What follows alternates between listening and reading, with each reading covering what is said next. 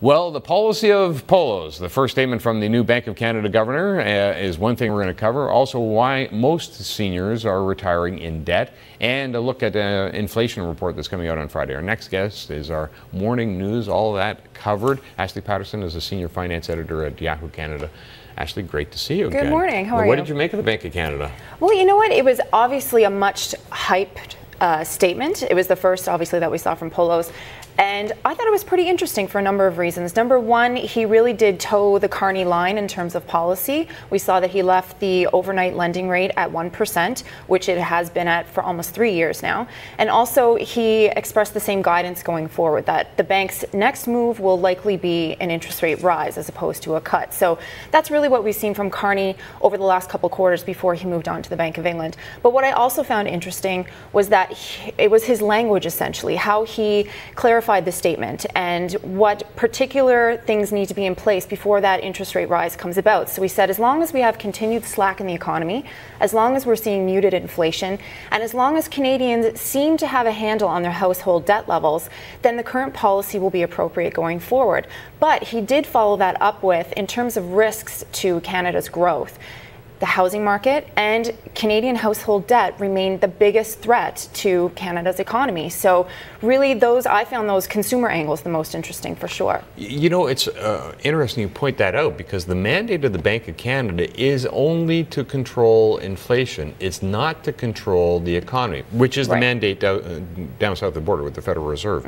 It's almost like he's trying to expand the mandate of the Bank of Canada. That's what I read into that. Did you read that at all? Well, that's interesting. And I mean, I really think that obviously we're in unprecedented times right now. You know, the Great Recession kind of made central bankers pull all the bells and whistles that they absolutely could. And so I don't necessarily know if we're going to see the mandate change going forward. He did obviously have a large focus on inflation and said, you know, that eventually, hopefully by 2015, Canada's inflation target, or Canada's inflation rate, will remain around the 2% target. So there was definitely a focus on inflation. But as I said, these are unprecedented times. And really what the bank is trying to do is help the economy along to get back to that normalization that we had seen before the Great Recession. Now, we do get inflation figures coming out on Friday. Absolutely. Inflation figures are coming out tomorrow. And for May, we saw that inflation rose. It went up from April, which was at 0.4%. That's annual inflation. And in May, we saw that it was 0.7%. And economists are expecting tomorrow's report to be around the 1 point, I believe it's 3 or 4% mark. So, I mean, inflation numbers rising, I think, is going to be obviously a good thing. It's something that the BOC wants. It's something that Poloz himself expressed yesterday, that they want to get it in line with 2%. But within reason, because really inflation rising means there's increased demand.